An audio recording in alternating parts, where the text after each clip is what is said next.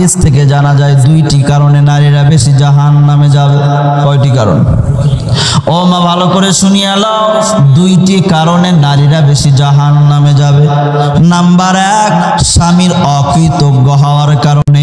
Number 2, স্বামীকে বেশি বেশি লানত করার কারণে। কথা বলেন ঠিক কিনা? এই দুটি কম না বেশি? কম না বেশি? এরা স্বামীর অকৃতজ্ঞ বেশি হয়। আপনি 10 বছর যাবত তারে প্রত্যেক বছর সুন্দর সুন্দর জামা কিনে দিলেন, সুন্দর সুন্দর কাপড় কিনে দিলেন, সুন্দর সুন্দর খাবারের ব্যবস্থা করলেন, এক সেজনে আপনি একটু পারেন নাই। এইবার বলছে তোমার বাড়িতে আমি কোনোদিন শান্তি পাইলাম না। ও মা, তোমরা যদি এমন কথা বলো তাহলে তোমাদের জন্য আল্লাহর জাহান্নাম অজীব হয়ে যাবে।